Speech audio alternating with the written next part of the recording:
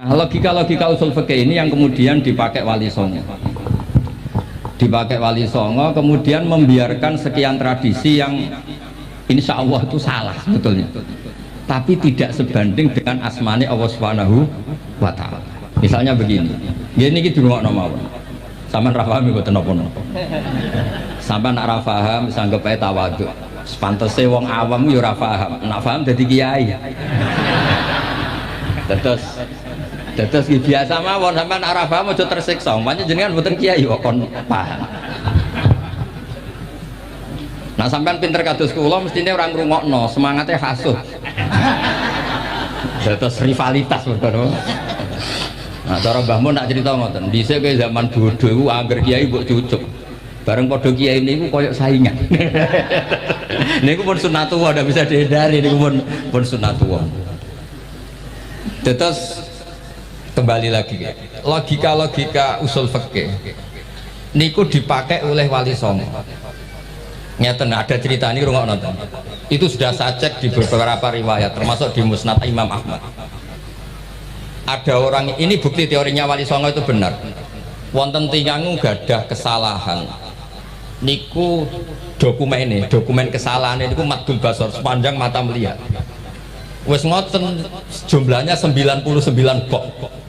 Kayak apa banyaknya? Per bok madul basor sepanjang mata nopo melihat. Ketika dia ditanya Allah itu kalau tanya demokratis.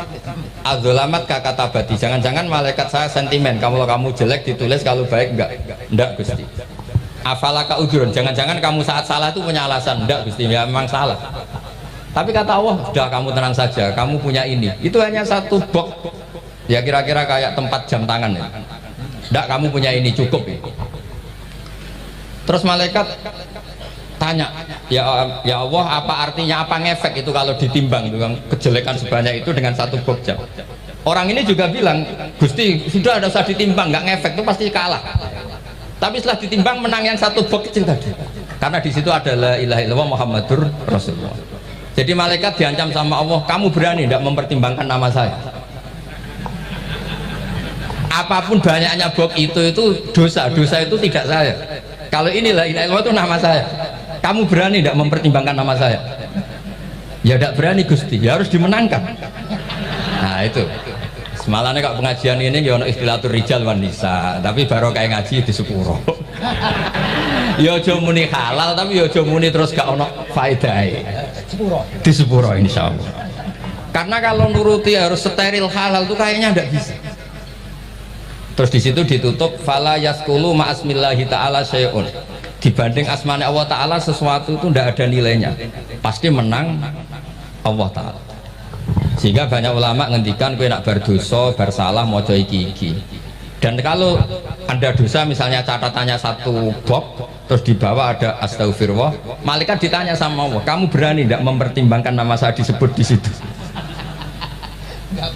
Nah saya ini ribuan orang yang ngundang, saya berani mengabaikan. Bareng ono wong ngaku mbah ya mbah tenan wae.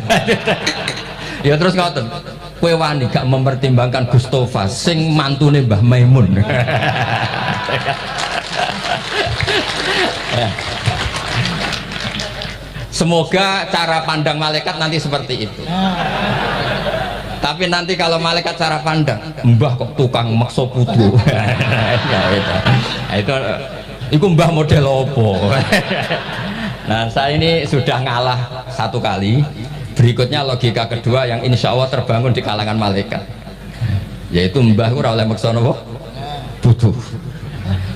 Ning dinggon mbah yang baik putune dolanan di barno. Ini ora putu lagi asik-asik dolanan. Kon nyapu. Nah, itu udah jenis mbah yang baik. Lantas kula suwun lah ngaji usul fikih yang serius karena itu menjadikan kita bermartabat.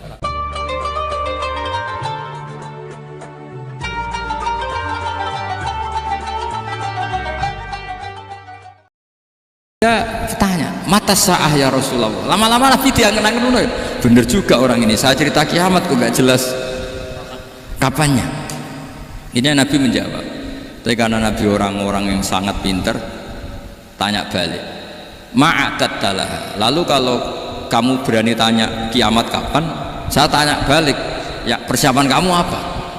Jawabnya santai aja. Fa wallah ma'atadullah kabira sholatin wala siyamin walakinni uhibbuka ya Rasulullah. Saya enggak menyediakan apa-apa, sholat saya biasa aja, maksudnya standar. Ya kira-kira 5 waktu pas. Ya jenis saya lah kira-kira. Wala kabira siyamin, dan saya puasa ya standar saja pas. Walakinni uhibbuka ya Rasulullah. Tetapi saya mencintai engkau ya Rasulullah. Jawabannya Nabi apa? Almar'u ma'aman ahabba. Sebagian riwayat anta ma'aman ahbabta. Jadi hadis itu populer tuh barokahnya wong desa tadi. Andai kan dia punya etika, maka sowan dulu tanya 4 mata. Itu jadi hadis ahadi. Tapi barokahnya dia selonong di depan umum. Zaman Nabi khutbah itu jadi hadis mutawatir. Jadi kadang barang baik itu barokahnya orang yang enggak baik. Maksudnya su'ul adab. Tanya gitu kan su'ul. Tapi itu barokah. Akhirnya hadis itu mutawatir karena didengar ribuan sahabat yang mendengarkan khutbahnya Rasulullah. Tapi kalau hadis itu satu-satu kan khassani bidzalika Rasulullah, khassani bidzalika Rasulullah, itu nanti jadi hadis ahadi yang kualitasnya jauh di bawah hadis mutawatir. Jadi barokahnya orang su'ul adab ya ada karena Allah yang mendesain ini. Akhirnya kata sahabat, kata Anas bin Malik, mereka itu mangkelnya bukan main sama Arabi tadi karena tanya nggak sopan sama Rasulullah. Tapi setelah Nabi jawab almar'u ma'aman ahabba fama farihu bisyai'in farahahum bidzalika badal. Mereka tidak pernah senang dengan hadisnya Nabi sesenang riwayat almar'u ma'aman ahabba. Barokahnya Arabi. Makanya saya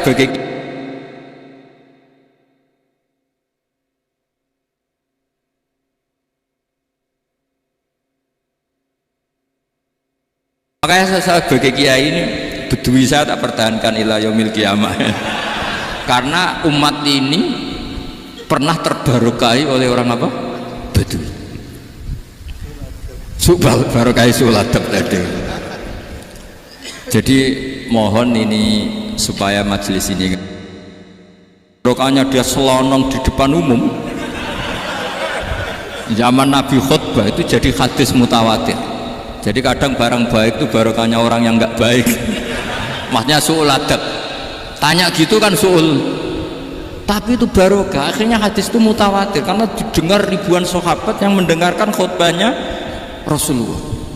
Tapi kalau hadis itu satu-satu kan khassani bidzalika Rasulullah, khassani bidzalika Rasulullah, itu nanti jadi hadis ahadi yang kualitasnya jauh di bawah hadis mutawatir. Jadi barokahnya orang su'ul adab ya ada karena Allah yang mendesain ini. Akhirnya kata sahabat, kata Anas bin Malik, mereka itu mangkelnya bukan main sama Arabi tadi karena tanya nggak sopan sama Rasulullah. Tapi setelah Nabi jawab almar'u ma'aman ahabba fama farihu bisyai'in farahahum bidzalika badal. Mereka tidak pernah senang dengan hadisnya Nabi sesenang riwayat almar'u ma'aman ahabba. Barokahnya Arabi. Bedui. Makanya saya sebagai kiai ini bedui saya tak pertahankan ila yaumil qiyamah. Karena umat ini pernah terbarokai oleh orang apa? Bedui. Subal barokai suladab tadi. Jadi mohon ini supaya majelis ini kan majlisul iltorti Rasulullah, coba terlatihlah mengatakan Allah itu subjek, Allah itu al-fa'ilul mukhtar, Allah itu al-fa'ilul mukhtar, Allah itu yang menentukan alam ini. Dan Allah mensifati dirinya wa annahu huwa adhaka wa abka. Allah itu zat yang memberi orang itu bisa tertawa, dan Allah juga yang memberikan orang itu bisa menangis. Mbok kayak apa kamu neror umat, amal nggak mesti diterima gini-gini. Ternyata ning majelis nangis ya. Mulai ya guyu. Kadang guyu-guyune ngenyak tenan nih.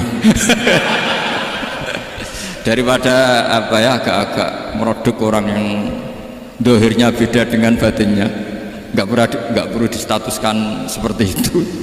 Ya sudah biasa. Jadi, nah, fi muqaddimihim, imam besar dalam manhaj ini namanya Abul Hasan apa? Asyadzili. Abul Hasan Asyadzili itu kalau ada orang tanya gini, Beb saya ini susah, sholat saya tidak mesti diterima Allah, gini-gini, marah. nggak usah. Kafa bika jazaan an radiyaka laka ahlan.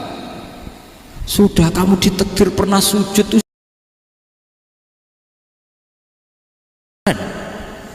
Saya itu andaikan dapat kabar dari malaikat bahwa sholat kamu tidak diterima, saya tidak susah. Bukan karena sombong.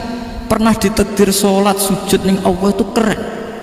Kayak apa malunya kita ketemu Allah kemudian kita di bumi tidak pernah sujud. Makanya cara Abul Hasan Asyadzili kowe ora usah mikir sholat di tompo taro, ora usah mbok mikir. Kowe ditakdir tau sujud itu hebat. Kafa bika jazaan an radiyaka laka ahlan. Cukup kamu mendapat balasan dari Allah, kamu pernah ditakdir sujud. Gak perlu ngaji alim alamas, gowo sawi ngalor idul jalalain keren. Paling gak malaikat pernah melihat kamu, gowo tak kitab kubudi. Gak penting pahamu kamu, karena isra bakat paham. Jadi Abul Hasan Asyadzili adalah orang yang, dan itu Al-Hasaniyah, dan itu Al-Hasani. Makanya macam-macam kita yang Al-Husaini sudah kita punya Faqih Muqaddam, punya banyak. Di Al-Hasani yang paling populer diantaranya adalah Abul Hasan Asyadzili. Beliau tuh kalau ngendikan sesuatu itu positif terus. Termasuk itu ketika ada orang resah sholat saya diterima ndak, kata beliau wis kowe sing sempurna ditakdir tahu sujud. Saya itu sebetulnya kadang-kadang miris, wah sholatku tompo ta ora, tapi saya sangat sadili, sangat-sangat sadili. Saya nggak pernah berdoa ya Allah ibadah kami jenengan terima ndak, karena takut kalau doa gitu keterusan itu terus ditompo ora ya, akhirnya keterusan gitu, akhirnya ngenes. Masa orang pernah sujud ngenes? Lama-lama gini setan masuk, apa artinya saya sujud ternyata gak diterima. Lu wong kawula kok iskal tentang pernah sujud. Itu kan ibarat gini, kamu ngasih uang sama orang tua kamu, misalnya Habib Soleh ngasih uang Habib Ali, terus apa artinya tak kasih, kemudian beliau tidak terima kasih, itu kan lucu. Terima kasih tidak terima kasih, seorang anak ngasih orang tua itu keren. Makanya saya bangga dengan Habib Soleh ketika beliau mengumrohkan Habib Ali, sudah mendaftarkan haji Habib Ali. Nggak usah mikir diterima apa enggak, wes keren, itu sudah perilaku yang keren, yang hebat. Makanya saya sering pada orang mau cerai tanya saya, Gus saya ini cerai gak, istri saya kurang ajar gini. Gak usah. Tapi bojoku lo judes. Uang di bojoku keren, paling gak kowe radarani jomblo.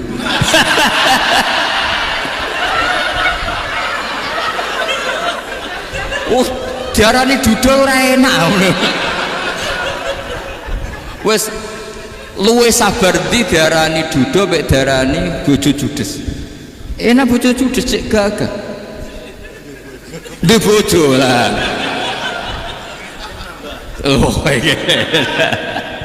Provokator itu. Jadi kafabika jazaan an radiyaka laka ahlan, sudah ditakdir pernah sujud itu sudah keren. Dulu ulama ala hadan nampak, ulama dulu cara berpikir seperti itu. Makanya ulama dulu kalau nafsiri wasjud waktari sudah pernah sujud. Di Quran nggak pernah ada ayat wasjud lan sujudo siro ingkana kada wa kada ingkunta mutayakinan bikobuli sujudi, kan ada sujud ya sujud saja, tidak usah mikir makbul apa tidak makbul. Sudah kalau sujud pasti waktari. Terus saya sebenarnya ya sebagai orang ya kadang wedi, sholatku ditompo tau ora. Tapi kalau keterusan nanti ada was-was yang mengatakan opo artine sholat. Lu tuh kan ngeri seorang hamba sing uripe ning bumine Allah kemudian menyoal pernah sholat hanya karena takut gak diterima. Itu kan geblek banget. Biasa jenis kiai yang di partai itu. Saya enggak tahu kalau keneng dikom.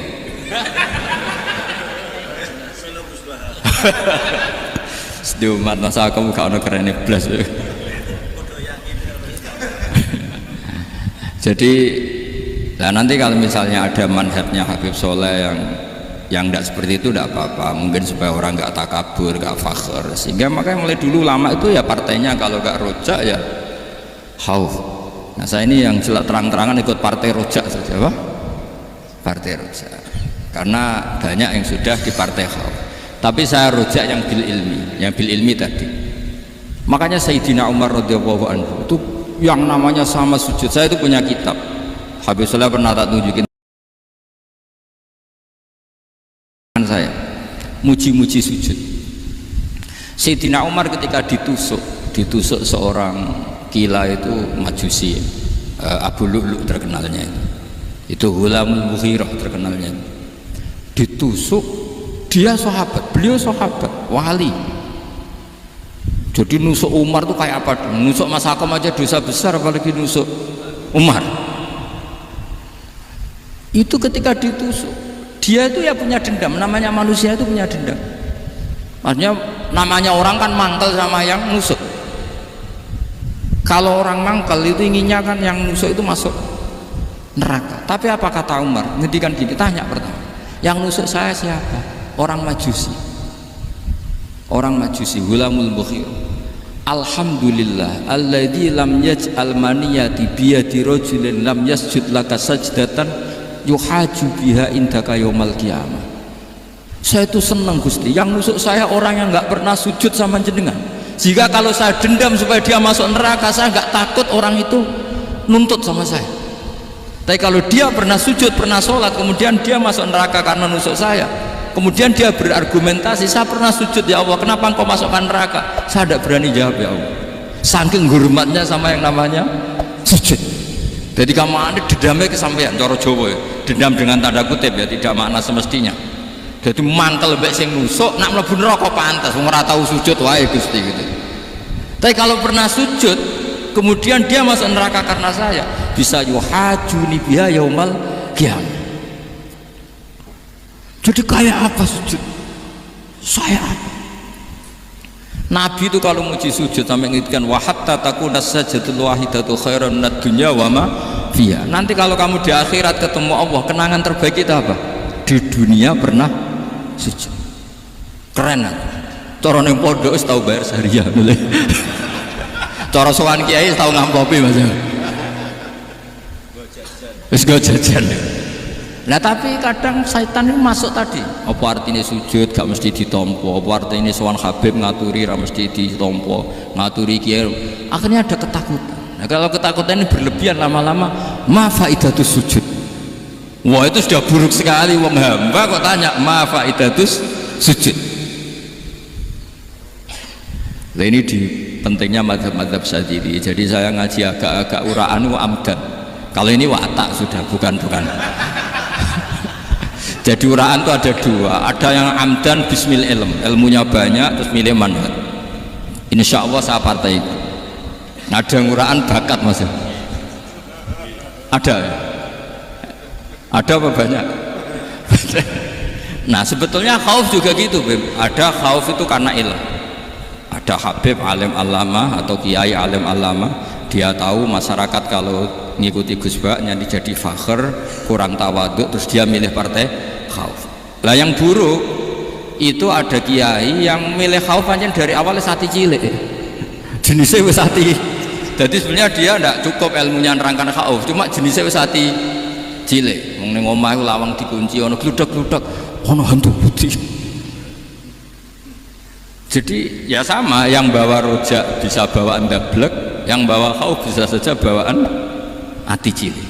Nah kita ingin yang bawa rojak ya bismil ilm, yang bawa khauf juga bismil ilm. Ya ono ta Mas, wong sing ati gede menggawe dua blek tapi enggak bawaan rojak, memang bawaan dablek. Ada yang hati cilik tapi bawaan khauf. Jadi mengatakan khauf tapi sebetulnya bawaan hati cilik. Nah kita inginnya ndak, kalau rojak ya bismillah kayak Abdul Hasan Asyadzili, kalau yang kampanye khauf kayak Said Abdul Haddad bawaan apa? Ilmu.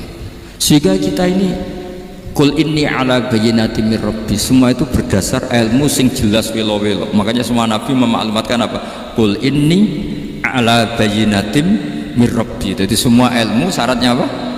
Bayyinah itu kebenaran ilmiah sing jelas welo-welo. Makanya itu yang disebut Allah Subhanahu wa taala mensifati kekasihnya yaitu Nabi Muhammad sallallahu alaihi wasallam, lam yakunil ladzina kafaru min ahlil kitabi wal musyrikina munfakkina hatta ta'tiyahumul bayyinah rasulun minallah yatslu suhufam. Niku Kanjeng Nabi saking cerdase meneh dek wong Islam, wong musyrik, wong kafir ngerti logika yang dibangun Nabi saja sikap dari kemusyrikannya, makanya disebut munfakin. Orang-orang musyrik, orang-orang kafir tidak munfakin, tidak tercerabut dari akar akidahnya hatta ta'tiyahumul bayyinah. Itu siapa? Rasulun minallah yatlu suhufan mutahharah. Masyhur itu debatnya Nabi dengan orang-orang musyrik. Mereka bilang, ya Muhammad, kita ini urusannya banyak, kasusnya banyak, lalu anda mengajarkan ke Tuhan satu, masa urusan banyak cukup Tuhan satu? Itu enggak fair Muhammad. Aja'alal alihata ilaha wahida inna hadza la syai'un ujab. Urusan kita banyak, masyakil kita banyak, muskilah kita banyak, kalau Tuhannya satu enggak cukup Muhammad. Nabi dengan santainya memberi penjelasan, ya sudah gini saja, kalau kamu jadi budak atau pembantu, majikan kamu banyak, semuanya merintahkan kamu, semuanya bikin aturan untuk kamu, kamu suka enggak? Ya enggak suka Muhammad, kalau majikan kita banyak repot. Ya sudah, Tuhan kamu itu majikan kamu, kalau banyak perintahnya beda-beda kamu pusing. Ya udah mat, Tuhannya satu aja mat. Karena Nabi bayyinah, orang itu bisa dibalik-balik pikirannya. Makanya disebut daraballahu mathalan rajulan fihi syuraka'u mutasyakisuna wa rajulan salamal lirajul hal yastawiyani masalah alhamdulillah. Jadi Nabi itu kalau adu argumentasi itu luar biasa. Jadi segampang itu Nabi memberi apa? Argumentasi. Karena beliau adalah al-hujjatul balighah. Jadi Nabi itu gak pernah kelewat.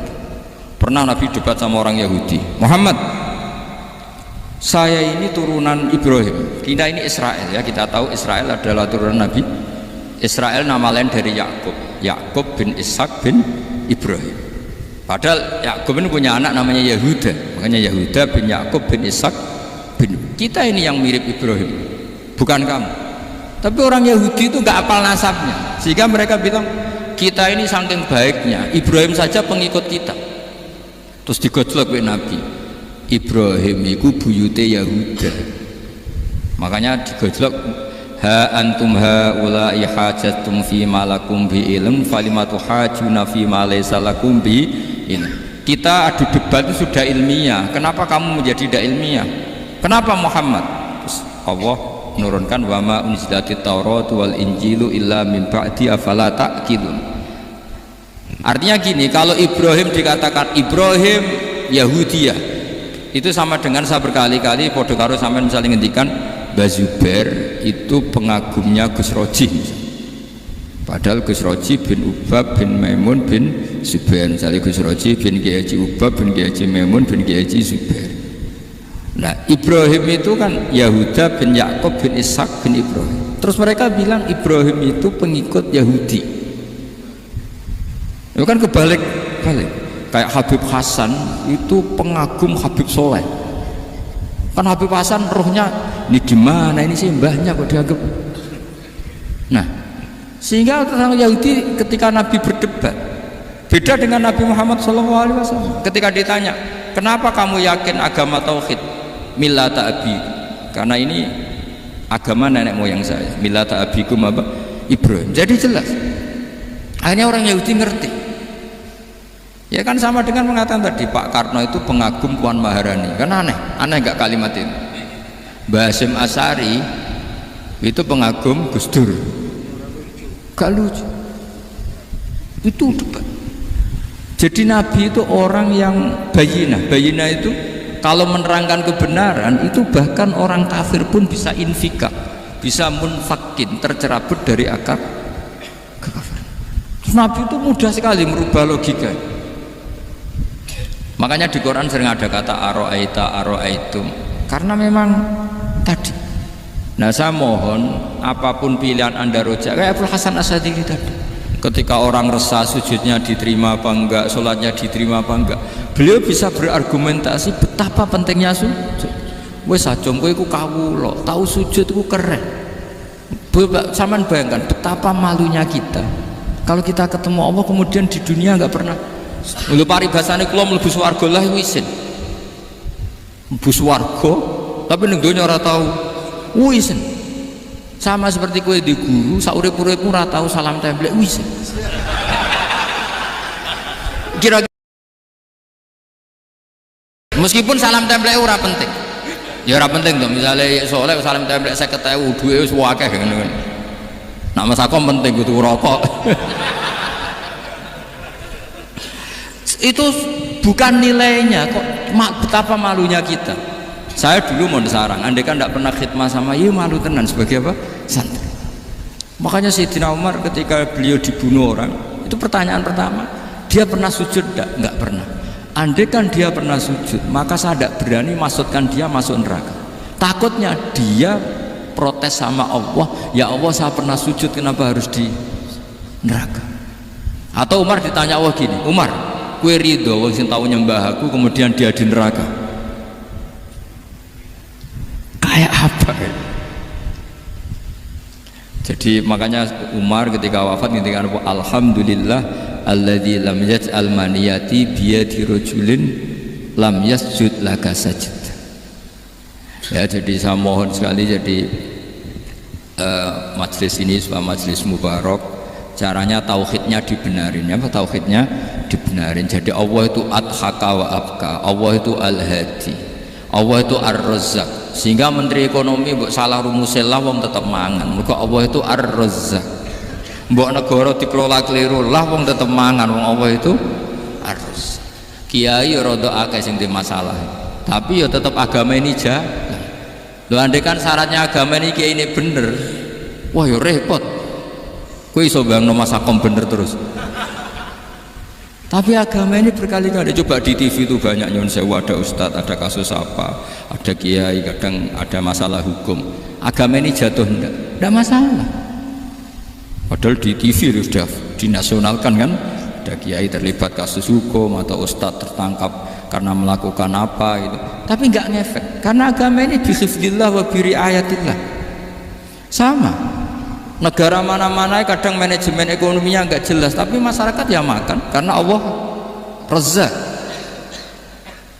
Sama, aku kancanan masakom ngeluh, tapi Allah adhaka, akhirnya iso guyu. Padahal orang untungnya blas kancanan dia. Tapi karena Allah itu adhaka. Nah kita dengan istri yang kita cintai, dengan keluarga kadang nangis. Karena Allah itu zat yang bisa memberi abka. Wa annahu wa adhaka wa abka. Terus wa annahu wa amata wa ahya. Kita tidak ingin mati, wah mati ya mati saja karena kita objek. Nah hidayah itu seperti itu. Allah al-hadi, apa? Allah itu kayak apa? Korea, negara ateis, nggak kebayang di sana ada ngaji Aqidatul Awam, Abadi Fikih. Sekarang banyak. Saya tuh kalau beli Aqidatul Awam perdusan, tak kirimkan ke Korea. Sebelum saya ke Korea, karena sebagian santri saya di Jogja, di sana ada ngaji Aqidatul Awam, ngaji takrib. Bahkan saya di sana dilakokno sakduna fid dunya. Kayak apa Allah kalau ingin bikin hidayah? Karena Allah itu al-hadi. Wong Indonesia digerakno seneng duit, bareng wis seneng duit moro apa? Korea. Setelah di Korea tersiksa karena gak ada tempat sujud, akhirnya urunan. Segampang itu kalau Allah mengendaki. Itu nggak dibenem MUI, nggak dibenem, karena Allah al-hadi. Jadi saya mohon sekali tauhid ini dibenerin dulu. Allah tetap al-fa'ilul mukhtar, apa? Al-fa'ilul mukhtar, sehingga Allah mensifati dirinya adhaka. Mbok kamu bendung kayak apa, orang ngaji saya tetap guyu.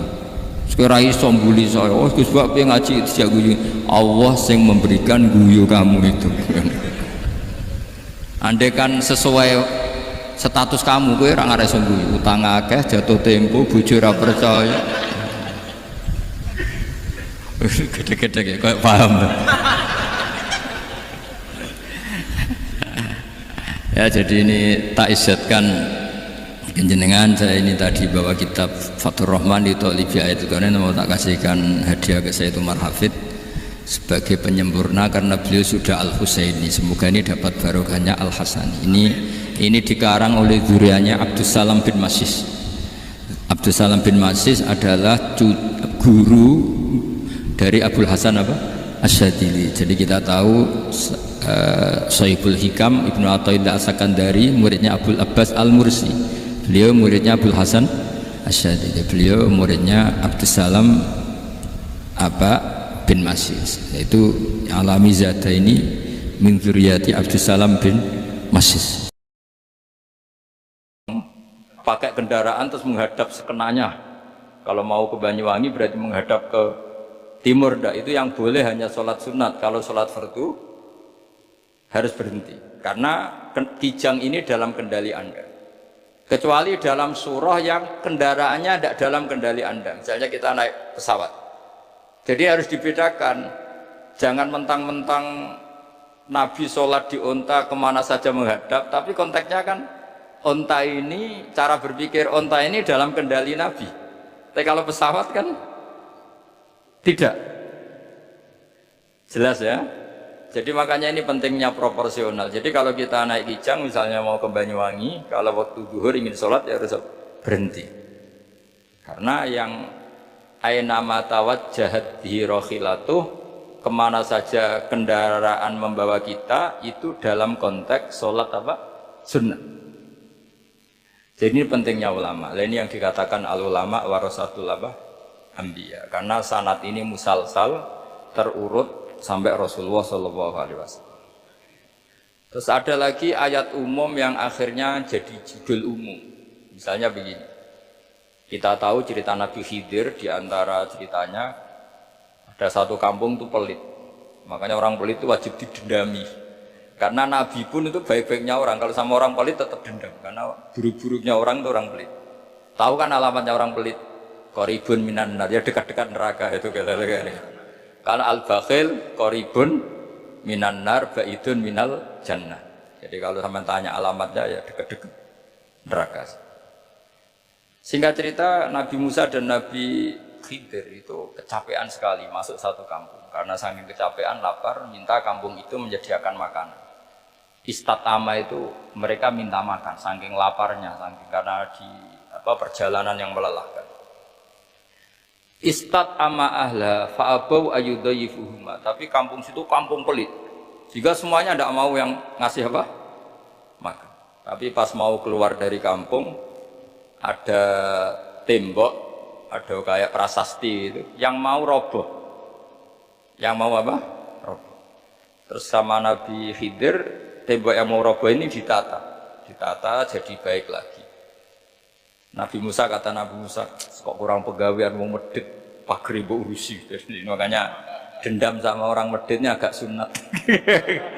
Karena Nabi Musa juga marah sama Nabi Khidir. Orang kayak kampung kayak gitu pelit kok temboknya apa rusak, kamu benahin gitu.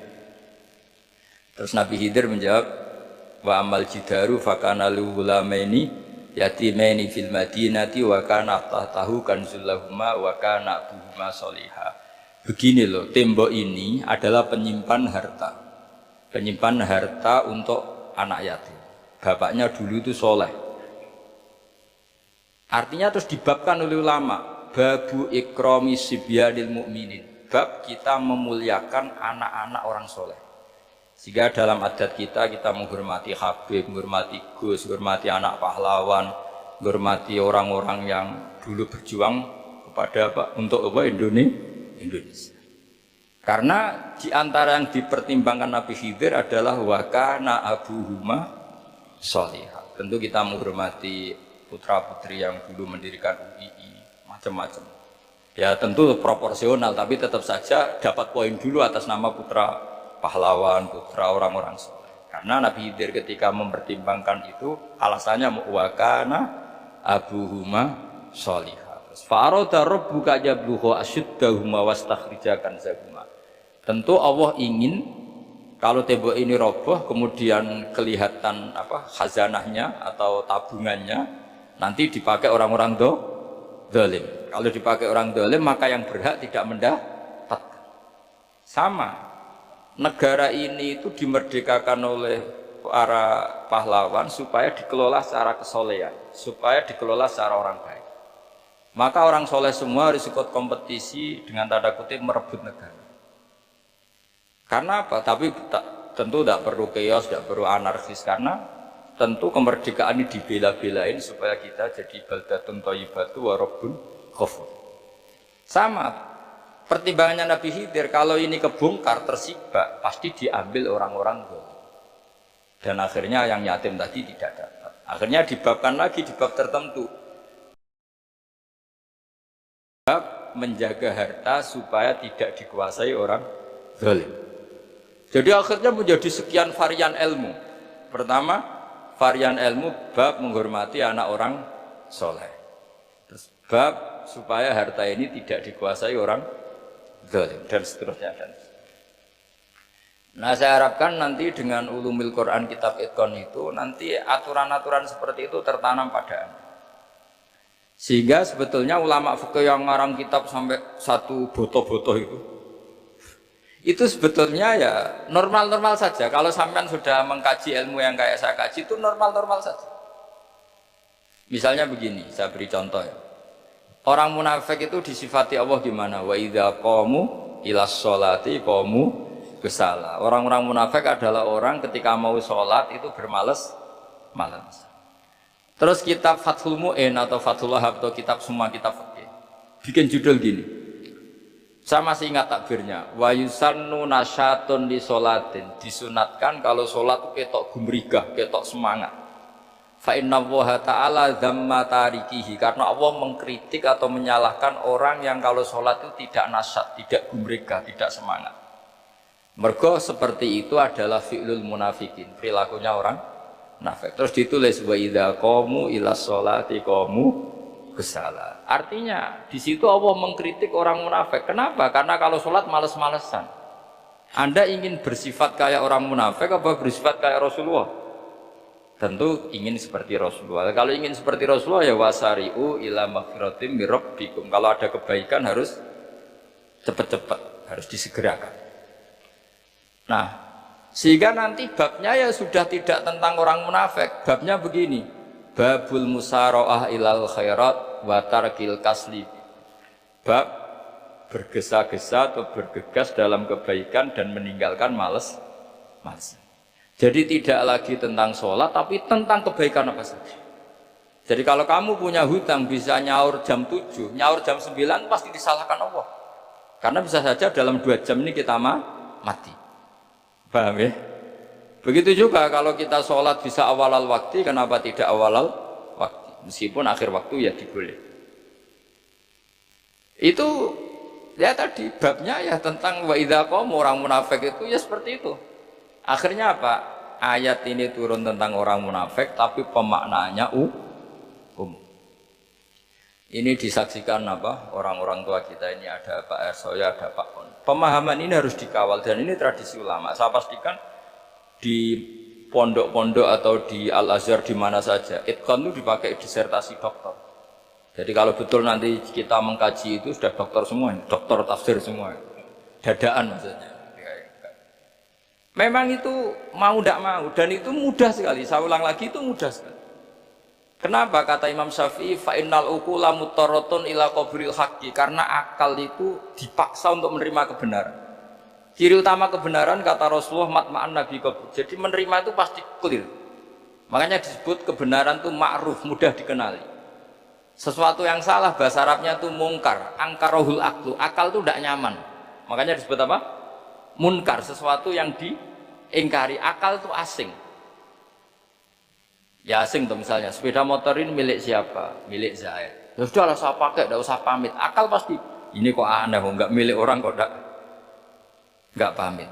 Akal pasti nggak nerima. Makanya agama itu hanya menerima al-ma'ruf yang mudah dikenali dan menolak al-mungkar, sesuatu yang akal itu nggak. Jadi Imam Bukhari ketika ditanya, kenapa kamu salim itu bisa mensarai sanad-sanad Rasulullah? Kata beliau, kalau kamu akalnya normal itu ya gampang saja. Terus ditanya, contohkan. Beliau contohnya begini. Pernah syurrahul hadis, para pensarah hadis itu habis otaknya. Gara-gara Imam Bukhari bikin judul begini. Babu sihhati tolakil akhros. Ingat-ingat ya. Babu sihhati tolakil akhros. Bab sahnya tolaknya orang bisu. Orang bisu itu orang nggak bisa ngomong tuh kalau bahasa Jogja itu. Bisu ya, bisu. Bisu itu cerita bab sah tolaknya orang akhros. Ternyata apa? Sekian riwayat yang dipakai itu begini. Ana wa kafilul yatim kahataini fil jannah. Nabi saya dan yang merawat anak yatim kahataini fil jannah. Wa asyara bi musabbihatihi wal wusta. Pokoknya Nabi ngendikan begini. Paham ya? Maksudnya apa? Betapa yang merawat anak yatim itu sangat dekat dengan apa? Dekat dengan Nabi di apa? Surga. Terus hadisnya berikutnya asyahru hakada pakai tangan 10 ahakada wa hakada wa hakada berarti 30 asyahru hakada wa hakada wa hakada berarti berapa? 29. Terus berikutnya hadis Aisyah sholat lama terus ditanya orang di tengah-tengah sholat Aisyah kenapa sholat lama? Fa'asyarat nahwas sama. Kemudian Aisyah memberi isyarat nahwas sama. Ternyata saat itu gerhana apa? Mata. Itu surahul hadis bingung semua. Ini cerita tolaknya orang bisusah kok ngelantur kemana-mana. Ternyata maksudnya Bukhari begini. Maksudnya Imam Bukhari. Penjelasan yang namanya tolak itu kan sehat. Ya sehat. Tahu sehat. Akad lah kalau dalam bahasa Jogja mungkin. Kalau kamu nikah kan angkah tuka wazawazduka terus bilang apa qabil tu nikahaha wa tasbih. Terus kalau kamu menceraikan istri kamu bilang kamu saya ceraikan. Yang dikatakan sehat itu adalah ekspresi atau implementasi dari sesuatu. Misalnya kamu ingin tolak, bilang saja tolak. Kalau kamu ingin muji orang, bilang saja begini. Pasti itu maknanya muji. Kalau ingin mencemooh, bilang begini. Nah, artinya gini, kalimat itu bisa diganti isyarah. Saya ulang lagi, kalimat itu bisa diganti. Buktinya Nabi mengisyaratkan sangat dekat bilang begini. Paham ya? Aisyah bilang gerananya bilang begini. Nah, kalau begitu orang yang bisu ya punya cara menceraikannya. Dia cukup melakukan isyarat. Yang isyarat itu pasti difahami sebagai cerai. Artinya kalau orang memahami Quran hadis seperti itu, hal-hal yang mungkin nggak terlintas dalam pikiran Anda, ternyata itu jadi dalil. Artinya apa? Rasulullah yang bisa ngendikan saja kadang menjelaskan sesuatu pakai isyarah. Nah, dengan demikian terus jadi rumus al-isyarah al-mufhimah bimanzilatin nutqi. Isyarah yang memahamkan sama dengan ucapan. Sehingga ini pengganti ijab qabul. Itu cara-cara memahami istihad, memahami Quran dan hadis. Caranya gimana? Kita harus belajar ulumul Quran. Ya, perangkat yang dipakai seluruh dunia termasuk kitab Itqan itu. Dan kitab Sajaratul Ma'arif itu yang saya kaji dan dikaji seluruh ulama di dunia. Karena saya tidak biasa ngaji tanpa kitab yang perlu kita kaji. Saya sendiri itu bisa seperti ini ya barokahnya kitab-kitab itu. Jadi gak terlintas tapi ya tadi. Rasulullah yang bisa ngendikan saja, sering iktifa, sering ngalap cukup dengan apa? Isyarah. Oh kalau gitu berarti al-isyarah bimanzilatin nutqi. Isyarah itu sama dengan ijab dan qabul. Apalagi ini orang akhros, orang bisu yang gak bisa ngomong. Lalu kalau tolak kayak apa, kalau nikah kayak ya, tapi Imam Bukhari itu uniknya tadi bikin judul babu sihati tolakil akhros, kemudian cerita anak wa kafilul yatim. Nah, itu kalau orang kan gak sambung, ini sambungnya di mana? Kok malah cerita anak yatim? Ternyata kata kuncinya kaharta ini seperti ini dan orang paham sangat sangat. Makanya hati-hati dengan isyarah karena kalau itu betul mengganti lafadz. Berarti Anda kalau nyun sewu melafatkan tolak terganti isyarah, ya agak masalah itu. Tapi semoga enggak lah. Istri satu dicerai nanti enggak punya istri, malah repot. Tapi ini kan saya cerita ilmu saja. Ya saya cerita apa? Cerita ini. Jadi kalau ada orang bilang semua yang ada di dunia itu ada di Quran, itu caranya ya seperti ini. Jangan kayak orang-orang yang terlalu tekstual. Karena kalau seperti ini pasti semua ada di dunia itu ada di Quran. Karena cara pemahamannya seperti ini. Saya sering ditanya, kenapa bumi ada likuifaksi macam-macam. Memang dari Quran, bayangannya Quran seperti itu.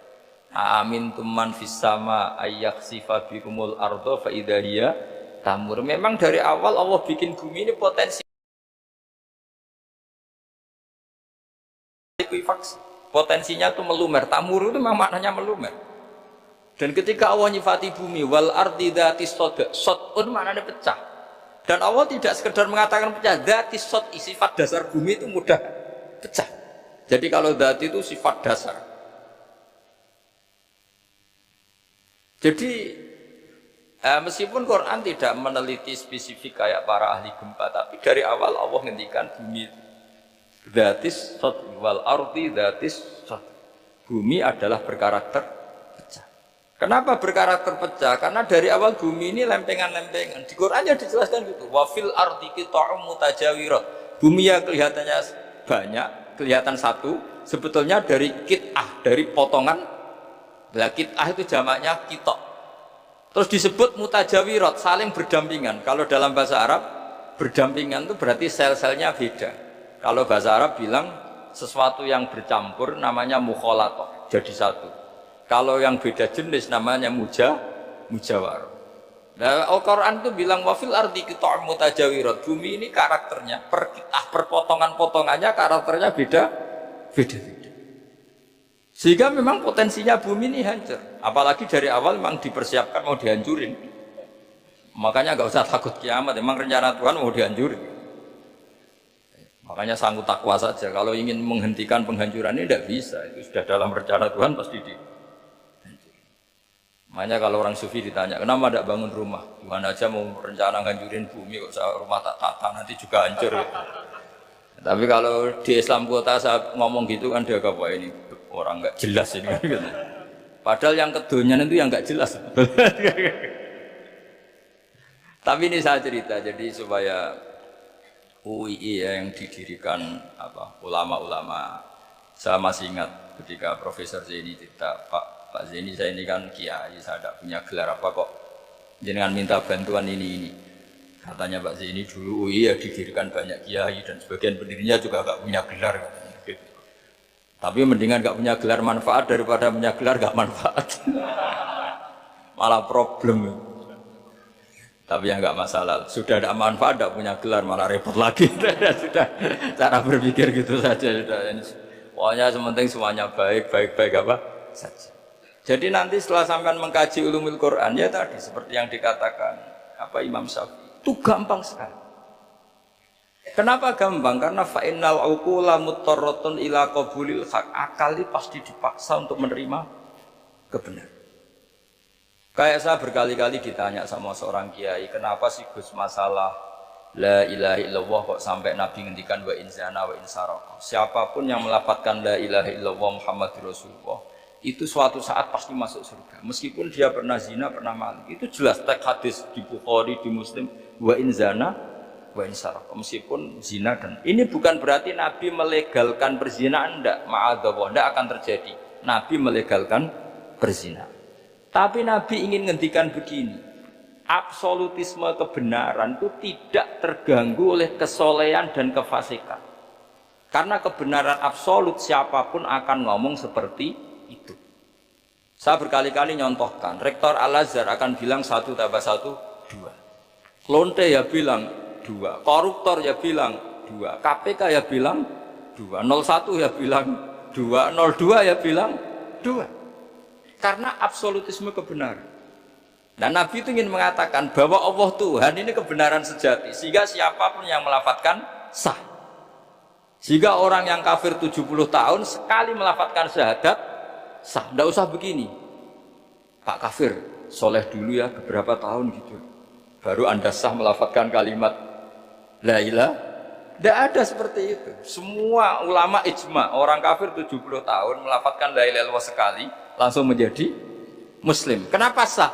Kebenaran absolut tidak bersyarat kesolehan maupun kefasikan. Ya kayak tadi, orang bilang 1 tambah 1 harus profesor apa anak TK boleh? Jangan mentang-mentang profesor, doktor, rektor, UGM atau UI.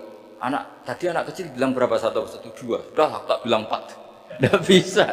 kebenaran absolut itu orang akan sepakat. Nah, Quran itu termasuk kebenarannya absolut.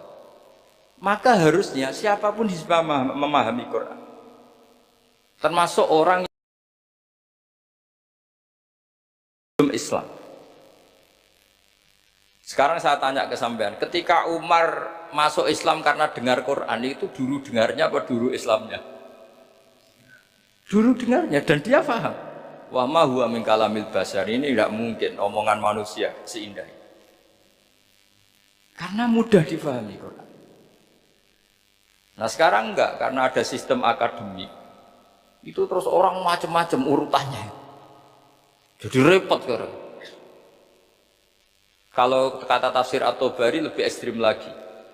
Idla yuqalu masalan ifham bima la aqlalak. Jadi orang-orang kafir ini kan, orang-orang kafir Mekah ini kan Rasulullah jadi nabi ini kan semua orang masih kafir. Enggak ada mahasiswa UI, enggak ada orang NU, enggak ada orang Muhammadiyah. Semuanya orang kafir, semuanya masih kafir. Terus Nabi membawa Quran, maka khitab pertama itu bukan ya ayyuhan nahdiyun, ya ayyuhal muhammadiyun. Khitab pertama qul ya ayyuhal kafirun, karena pendengarnya semuanya kafir. Dan itu mereka paham. Tapi nanti soal hidayat nomor 2, tapi mereka itu yang jelas paham. Sehingga banyak orang kafir yang menjadi muslim karena mendengar Al-Quran. Jadi ini penting diketahui karena kebenaran itu milik siapa saja dan akan mudah dipahami.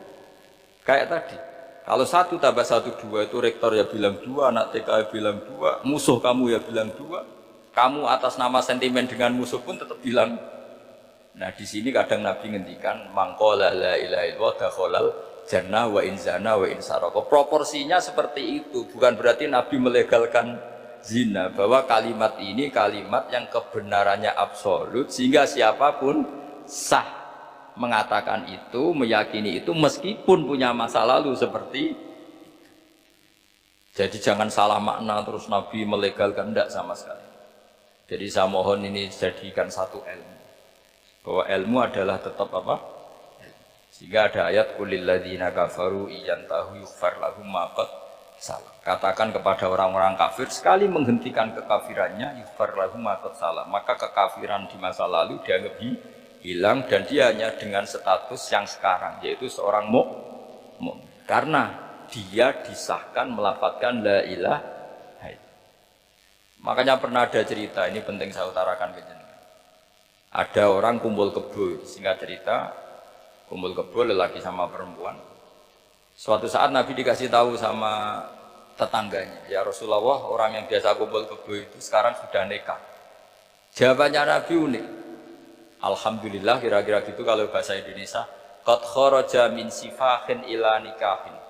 Dia sudah keluar dari tradisi zina, sekarang dia sudah dengan kehormatan nikah. Maksudnya gini, kalau malam Senin dia belum nikah, kumpulnya kan masih kumpul kebo bertahun-tahun gitu. Paginya dia nikah, malamnya kumpul sudah kumpul sunnah karena sudah nikah. Jadi tak sama seperti itu.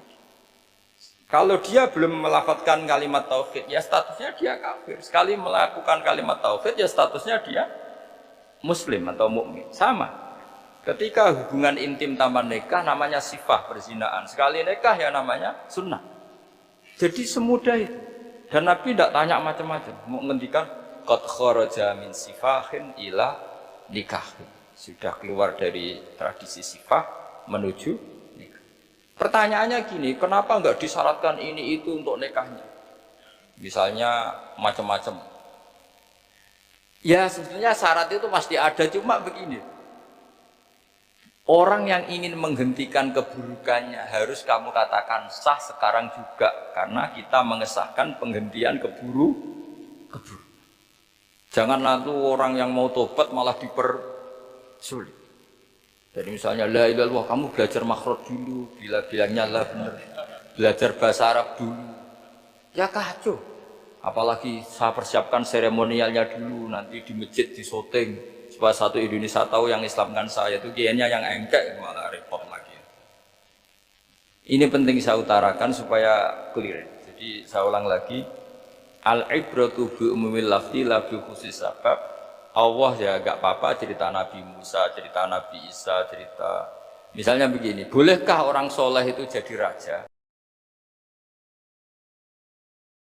Jawabannya harus bilang boleh, karena Allah pernah menfigurkan tokoh soleh yang bernama Sulaiman dan Daud, dan beliau adalah raja. Ketika Imam Syafi'i ditanya, bolehkah orang Islam tidak kawin?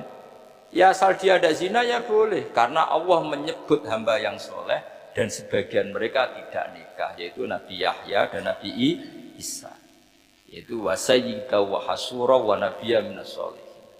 Jadi cara berpikir Imam Syafi'i gampang. Bagaimana hukumnya orang Islam yang nggak nikah padahal dia tapi asal nggak zina loh ya? Ya jawabannya ya boleh, karena Allah mensifati Nabi Yahya dan Isa dengan status hasur, tidak apa? Nikah. Bolehkah seorang soleh jadi raja? Ya boleh. Daud dan Sulaiman itu seorang soleh dan jadi raja. Bolehkah orang soleh itu fakir? Wah sudah banyak, nggak usah dibolehkan, sudah banyak. Jadi gampang sekali Quran di depan ahlinya. Jadi kalau Imam Syafi'i ditanya, fa inna wa ta'ala dzakara abdan sholihan wa qala wa sayyida wa hasura wa nabiyyam minas sholihin. Ternyata ini orang dia ditanya, apakah boleh orang soleh itu jadi politikus, jadi pejabat? Ya boleh saja.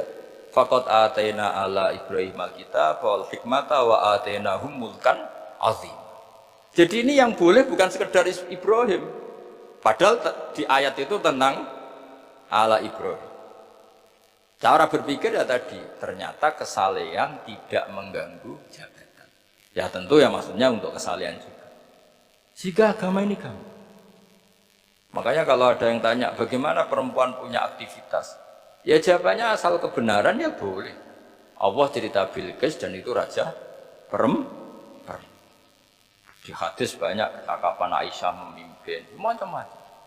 Jadi gampang saja. Nah, kenapa sekarang banyak orang berdebat tentang Quran dan nyuwun sewu sampai pada level gontok-gontokan ekstrim? Karena mereka nggak mau belajar ulumul Quran. Kegiatannya debat, tukaran. Yang bingung kita, yang waras ngalah lah kira-kira gitu. Ini nggak pernah ngaji Quran, gegernya. Ya kacau. Ada ulumul Quran, jadi yang namanya kitab Al-Itqan. Dan itu dibukukan oleh ulama. Dan gampang sekali. Pernah ya Sayyidina Umar ketika Futuhat, beliau sudah Futuhat itu mengalahkan musuh-musuh Islam yang memusuhi Islam. Perlu dicatat, musuh-musuh Islam yang memusuhi Islam, karena kalau yang tidak memusuhi Islam nggak boleh dimusuhi juga ya. Singkat cerita ditanya, kenapa kita tidak tasakuran besar-besaran, kita kan sudah menang. Padahal disambut sedemikian rupa. Jawabnya Umar apa? Inna wa ta'ala qad ayyara qauman faqala adhabtum thayyibatikum fi hayatikumud dunya wastamta'tum biha. Allah itu mengkritik kelompok kaum yang dalam hidupnya itu foya-foya. Maka saya akan mengurangi foya-foya itu supaya saya menyisakan jatah foya-foya saya sampai di surga. Nanti orang kafir ketika dimasukkan neraka di antara taubehnya Allah. Taubah itu ya semacam kayak disalahkan itu. Adhabtum thayyibatikum fi hayatikumud dunya, jatah-jatah kenikmatan kamu, salah kamu habiskan di dunia. Sehingga kita harus pernah pas enak-enak tidur, tahajud, wiling-wilingan, ngurangi jatah. Sayyidah Aisyah itu cantik sekali, tapi sudah turun mujur di depan Nabi tetap sholat. Kalau sampai istrinya tidak cantik saja, nggak pernah tahajud. Itu masalah besar. Itu Aisyah itu kenangannya Aisyah. Saya ini kurang cantiknya. Sampai Nabi kalau sholat digoda tidur di depannya, masyhur. Wa ana muqtaridotun. Saya tidur malang di depan Nabi. Nabi kalau berdiri sikilnya itu tak dojorno. Kalau Nabi mau sujud tak ingkert. Nabi terus saja tahajud. Dan saya yakin itu sunnah, tidak ada yang niru.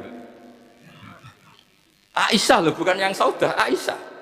Di semua riwayat itu. Kalau Saudah kan mungkin, wah pantesan Saudah kan gitu. Ini Aisyah. Terus ada cerita lagi, betapa Rasulullah memang Nabi betul. Aisyah itu istrinya paling cantik. Kan yang nyanyi cantik itu hanya Aisyah, Zainab sama Sofia, kira-kira rivalnya itu. Yang rivalnya itu kira-kira. Ya sebagian ya cantik tapi enggak sekelas ini. Rasulullah itu malam-malam keluar. Terus pikiran Aisyah, pasti ke sebagian rival saya. Doroh itu maru. Dibuntuti sama konten yang online yang siapa saja bisa tanya. Saya itu SMS saya itu nggak punya HP WA. HP jadul itu SMS-nya tiap hari tak berapa orang yang tanya dari Kalimantan, dari Aceh. Gus di kampung saya ada masjid 2 itu yang sama, ada yang dari orang perkotaan. Gus di perumahan baru ada masjid, yang Jumatan baru orang 12, sah enggak? Ya langsung saya jawab, sah. Dalilnya ini. Ya sudah. Nah, tapi kata Imam Syafi'i gini harus orang 40, itu madzhab Syafi'i, dalam madzhab yang lain gini-gini. Itu kalau tanya rektor itu kan ribet, masuk ajudan dulu, asisten dulu, panjang.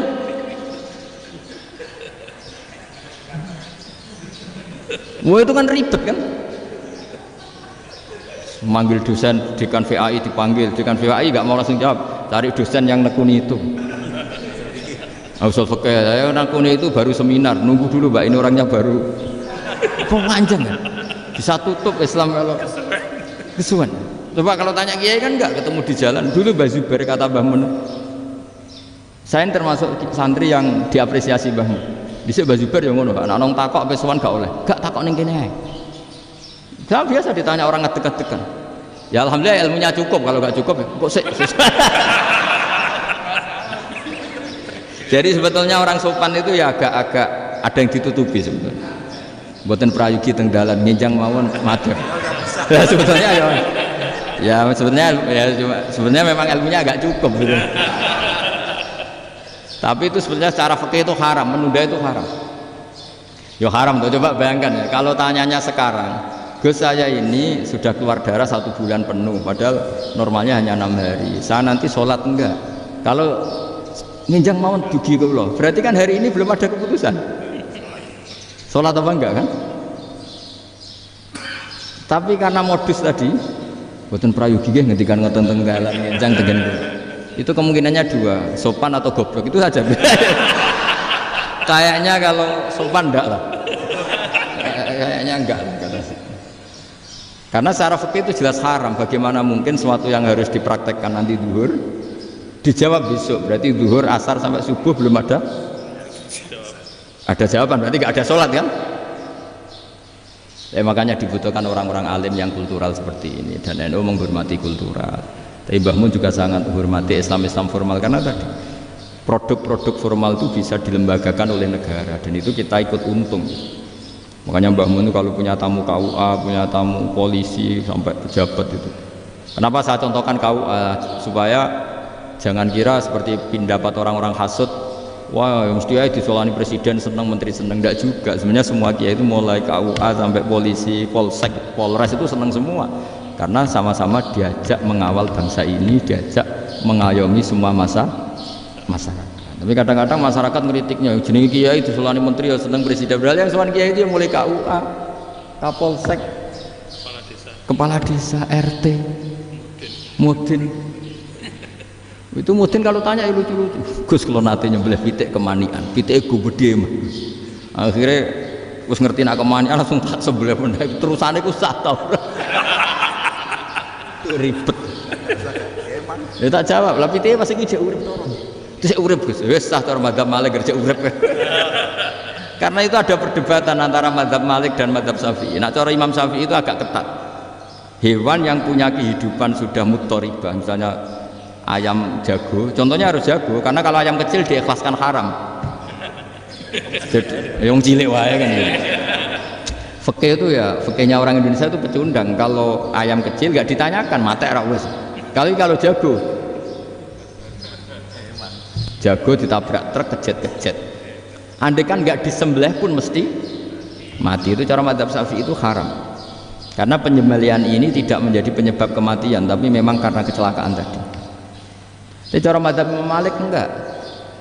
Andai kan nggak disembelih, matinya kan 2 menit lagi atau 1 menit lagi. Andai kan nggak disembelih, berarti mati sekarang itu bawaan besok apa bawaan kecelakaan? Ya sudah halal gitu caranya. Nah akhirnya ya saya bilang ya sudahlah kita semuanya mati. Jadi cara debat, cara Imam Syafi'i enggak, cara berpikir itu sudah tidak kehidupan yang normal. Yang dimana-mana penyembelian itu mematikan yang hidup normal. Jadi agak ketat. Sehingga dalam contoh kemanian, kalau dalam bahasa Jawa nyembelih agak sempurna terus pesonya jatuh atau apa itu, kalau pakai mazhab Syafi'i agak kesulitan.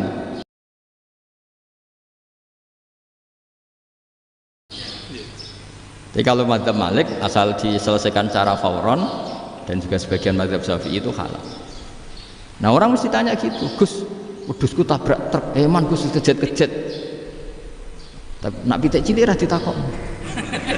Makanya termasuk kritiknya Mbah Mun, tapi ini mazhabnya Mbah Mun ya, kamu boleh ikut boleh enggak, karena ini urusan enggak penting. Dari wong-wong lucu, nak ditakoki yuyu muni haram mergo amfibi. Yuyu ngerti ya? Tapi nak ditakoki kepiting muni halal. Mergo nak yuyu haram gak eman, nak kepiting eman. Padahal alasannya coba, kenapa yuyu haram? Karena amfibi kan, bisa di air. Pertanyaannya, kepiting seperti itu enggak? Nah, tapi kepiting kalau haram kan eman. Karena besar kan. Kalau yuyu silahkan haram kan gitu. Artinya apa? Fikih kita ya agak-agak pecundang gitu, agak-agak pertimbangan. Iya, lucu kan? Coba alasannya yuyu haram karena apa? Amfibi kan? Hidup dua alam. Pertanyaannya, kepiting seperti itu enggak? Iya, kenapa kalau orang tanya yuyu haram apa halal, rata-rata jawab haram. Tapi kalau kepiting mulai khilaf. Loh mestinya kan sama kan? Lah itu iya tadi saya juga sering melihat tonggo-tonggo ayam cuwilik sakmene ketabrak truk, nggak ada yang tahu.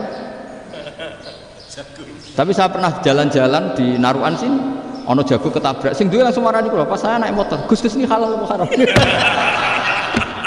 Nak langsung kula sebelah halal apa haram? Wis kanggo kowe halal gak halal. Karena saya tahu tak jawab haram masih kecewa itu. Aduh, ini kiai ini beratnya kan. Ya akhirnya ya saya setelah itu Fatihah Imam Syafi'i ngapunten nih umat kula tuh. Umat kula nu rahasia bagi mazhab jenengan tuh ndak siap. Iya kan akhirnya pakai mazhabnya Imam Malik tadi. Ya tak Fatihah Imam Syafi'i ini mboten niat nglawan jenengan. Tapi ngobati tiang eman. Mergo pitike besar itu.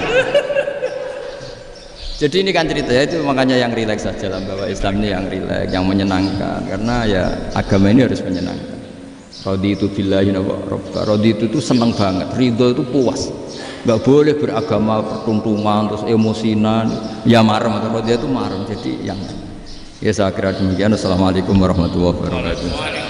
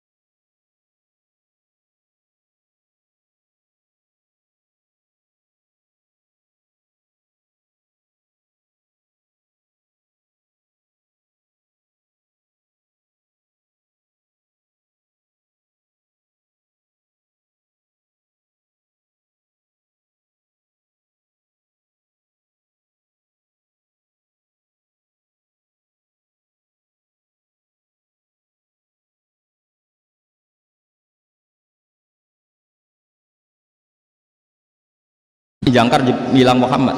Kalau Tuhan kita ya berhala itu yang kita bikin, yang kadang rusak, yang kadang kudanan terus lemutan pokoknya terus diskusi. Kita kok bener pengirannya Muhammad.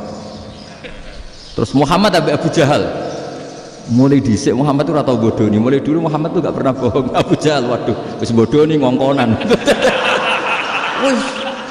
Wis ribet kan? Dan semua diskusi itu mengarah ke kebenaran Islam. Wah, akhirnya ngomong kafir sing tokoh-tokoh cara Jawa wah semane jebule masalah ini kan. Artinya gini, kalau kita ingin Indonesia damai sebenarnya yang untung itu Islam. Karena Tuhan yang menciptakan langit dan bumi tentu gak akan diperbandingkan atau akan dikalahkan oleh Tuhan yang lahirnya saja sudah di bumi. Misalnya kita menjual Tuhan Allah, siapa itu yang menciptakan langit bumi yang ada sebelum langit bumi, bandingkan dengan Tuhan yang lahirnya di bumi, ada tanggal lahirnya, ada aktenya, kan sudah ribet kan. Begitu juga kalau memperbandingkan tokoh, Muhammad itu siapa? Tokoh yang bisa menyatukan pan Arabik, tokoh yang begini-begini, yang sayang istri, sayang keluarga, dibandingkan dengan tokoh Abu Jahal Abu Lahab yang corong jauh penggaweannya yang ngerugikan orang lain. Akhirnya orang itu mulai tertarik sama Islam. Makanya kata Az-Zuhri pakai bahasa dulu, falam yaklim ahadun bil Islam. Tapi kalau sekarang yang populer itu bahasa yatakallam. Sebenarnya yang benar itu bahasa kalimah yaklimu kalaman, karena masdarnya itu kalam, berarti sulasi nopo mujarrad. Tapi di fi'ilnya itu mujarradnya enggak kelaku. Jadi di fi'ilnya takallama yatakallamu, tapi untuk masdarnya yang kelaku kalaman. Jadi ini agak unik, agak gak lazim. Mestinya kan takallama ya takallamu takalluman, tapi di masdarnya kalam populer, tapi di fi'ilnya tidak populer. Saya teruskan ya, ini penting sekali. Jadi menjual Islam, kalau boleh dibahasakan menjual, itu tetap enak dalam kondisi damai. Karena kalau kita perang, itu bawaannya kalau ketemu ya perang, kalau ketemu perang, sehingga orang itu rakober diskusi loh, saat benernya Islam sampai kafir itu bener di. Karena tidak kau berdiskusi, tidak sempat diskusi, orang yang milih yang kafir karena yang mayoritas yang kuat, sementara Islam zaman itu lemah. Lah Nabi itu yang diminta hudnah, yang penting kita damai. Terus orang boleh mendiskusikan benar mana kita dan mereka. Ya setelah diskusi ya tadi kan nggak mungkin Allah yang begitu keren hebat pencipta langit bumi dibandingkan berhala yang mengurus dirinya sendiri saja tidak bisa.